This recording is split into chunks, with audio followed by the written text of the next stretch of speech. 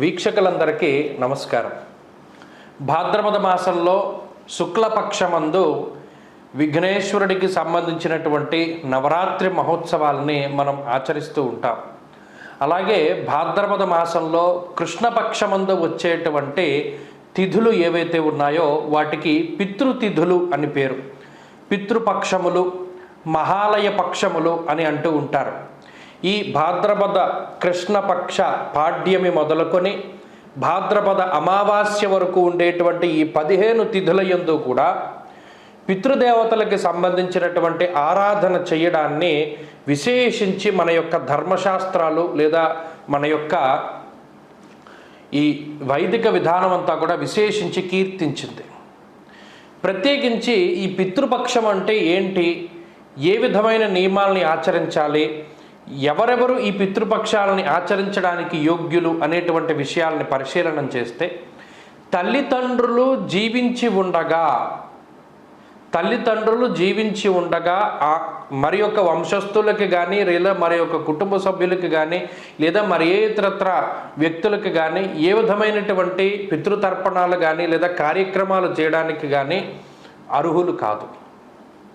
తల్లిదండ్రులు బతుకున్నప్పుడు ఆ తండ్రే ఈ పితృ కార్యక్రమాలన్నీ కూడా పూర్తి చేస్తారు. కాబట్టి తల్లిదండ్రులు ఉన్నటువంటి వారు పితృ కార్యక్రమాలు చేయకూడదు. ఇది ప్రధానంగా గుర్తుపెట్టుకోవాల్సినటువంటి విషయం. ఇక రెండవది, ఈ పితృపక్షాలు ఏమేమి ఉపయోగాల్ని కలగజేస్తాయి అంటే అకాల మరణాన్ని పొందినటువంటి ఈ వంశస్థులు కానివ్వండి, బలవన్మరణాలకి పాల్పడినటువంటి వంశస్థులు కానివ్వండి, లేదా ఏ విధమైనటువంటి కర్మలకి నోచుకోనటువంటి వంశస్థులు ఎవరైతే ఉన్నారో ఈ ప్రతి సంవత్సరం ఆబ్దీకాలు పెట్టలేని పరిస్థితుల్లో ఉన్నటువంటి వారు, అలాగే లేదా వారు చనిపోయినప్పుడు ఏ విధమైనటువంటి కర్మకాండలు నిర్వర్తించకుండా ఉన్నటువంటి వారు, వారందరూ కూడా ఈ పితృపక్షాలను ఉపయోగించుకోవచ్చును. ప్రత్యేకించి ఏ తిథిలో అయితే మీ వంశస్థులు గతించారో ఆ తిథిలో వారికి సంబంధించినటువంటి కార్యక్రమాలు ప్రత్యేకించి ముఖ్యమైనటువంటి క్షేత్రాల్లో చేయవచ్చును, లేదా ఇంటి వద్దనైనా సరే ఆయా శ్రాద్ధాది కార్యక్రమాలు చేయడం ద్వారా వంశం తరిస్తుంది. ఎందుకంటే అమ్మవారు ఎప్పుడూ కూడా అటు పితృదేవతలకి దేవతలకి సమానంగా ఇస్తుంది. స్వాహ స్వధా మతిర్మేధ అనేటువంటి నామాన్ని కనుక మనం చూస్తే వషట్కారాలు, స్వాహాకారాలు చెప్పి మనం యజ్ఞయాగాదాలు ఇచ్చేటువంటి హవిస్సత్తా కూడా దేవతలకు ఇస్తుంది అమ్మవారు. అలాగే స్వధా అనేటువంటి పేరుతో మనం చేసేటువంటి ఈ పితృ కార్యక్రమాలన్నింటినీ కూడా పితృదేవతలకు అందిస్తూ ఉంటుంది. స్వాహాకారాలు స్వధాకారాలు ఇవన్నీ కూడా ఎవరికి చేర్చాలో వారికి చేరుస్తూ ఉంటుంది అమ్మవారు. పితృదేవతల యొక్క అనుగ్రహం గనక లేకపోతే జాతకంలో పితృదోషాలు, పితృశాపాలు, మాతృశాపాలు ఇలా రకరకాలైనటువంటి దోషాదులు వస్తాయి.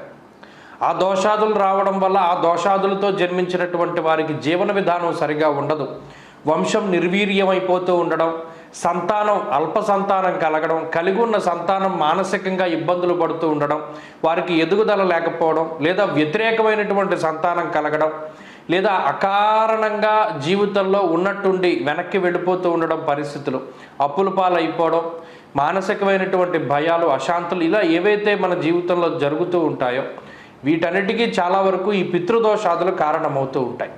అందువల్ల ఆయా పితృదోషాదులు జాతకంలో కొంతమందికి పితృదోషం ఉంది, మాతృశాపం ఉంది, భ్రాతృశాపం ఉంది, లేదా ఈ రకరకాలైనటువంటి పితృదోషాలు ఉన్నాయని చెప్తూ ఉంటారు.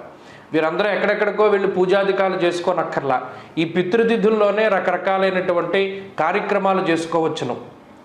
తిలతర్పణాలు, తిలహోమాదులు, శ్రాద్ధాది కార్యక్రమాలు, లేదా కనీసం పితృదేవతల పేరు మీద అన్నదానాదులు, ఇలా వస్త్రదానాదులు, ఇలా దశదానాదుల్లో ఏదైనా సరే చేయవచ్చును. అలా చేసినటువంటి పక్షంలో పితృదేవతల యొక్క అనుగ్రహం కలుగుతుంది. ఈ పితృపక్షాల్లో ప్రధానమైనటువంటి రోజులు ఉన్నాయి. ఇవి ప్రధానంగా 19వ తారీఖు సెప్టెంబర్ లగాయతు 2వ తారీఖు అక్టోబర్ వరకు ఈ 15 రోజులు కూడా మహాళయ పక్షాలు అంటారు. ఇందులో మహాభరణి అంటారు. ఈ భరణి నక్షత్రానికి అధిపతి యముడు కాబట్టి భరణి నక్షత్రంలో పెట్టేటువంటి శ్రార్థానికి విశేషమైన ప్రాధాన్యత. ఇది సెప్టెంబర్ 21వ తారీఖున ఉన్నది.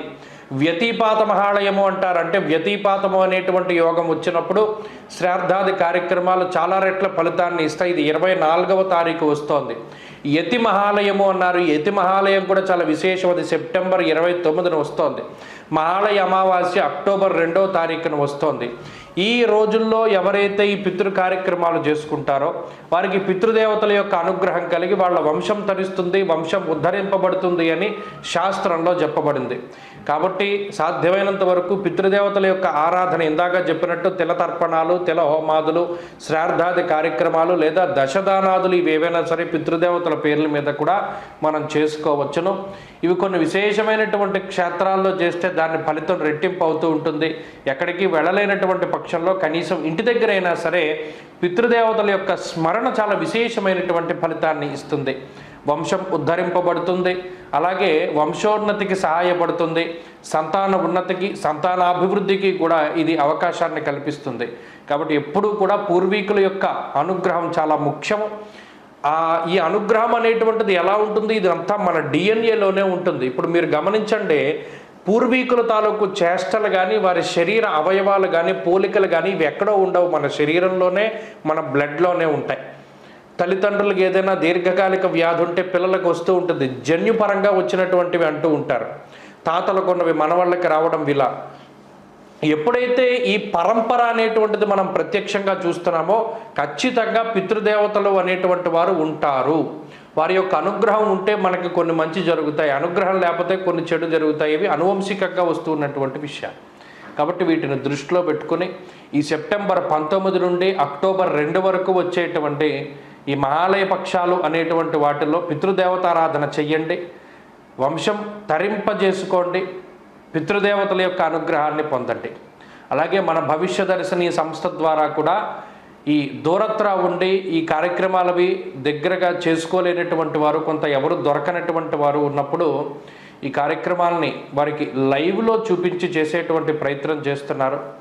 పిఠాపురము, అలాగే కొవ్వూరు, సప్తగోదావరి సంగమ ప్రాంతము, అలాగే అంతర్వేది సంగమం, వశిష్ఠ గోదావరి, నరసాపురం ఇత్యాది పుణ్యస్థలాల్లో ఈ పాదగయ క్షేత్రం, పిఠాపురాదుల్లో పుణ్యక్షేత్రాల్లో ఈ పిండ ప్రదానాది కార్యక్రమాలు ఇవి కూడా మన సంస్థ ద్వారా, ఎందుకంటే వీటి యొక్క ప్రాచుర్యం, వీటి యొక్క విలువ తెలియాలి, దీనికి ప్రాచుర్యం కలగాలి అనేటువంటి ఉద్దేశంతో దూరత్ర విదేశాల్లో ఉన్నటువంటి వారికి రాలేక చేయలేకపోతూ ఉన్నటువంటి వారికైనా సరే ఈ కార్యక్రమాలు మీ పేరున ఇక్కడ జరిపించడానికి అవకాశం ఉంటుంది.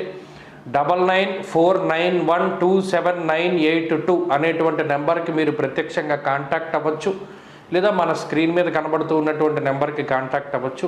నెంబర్ మరి ఒక్కసారి చెప్తున్నాను, 9949127982. మూర్తి గారు ఆయన దగ్గరుండి మీకు జరిపిస్తారు. ఏ విధమైన సందేహాలున్నా మీరు కామెంట్ రూపంలో తెలియజేయండి, తప్పక స్పందిస్తాం. స్వస్తి.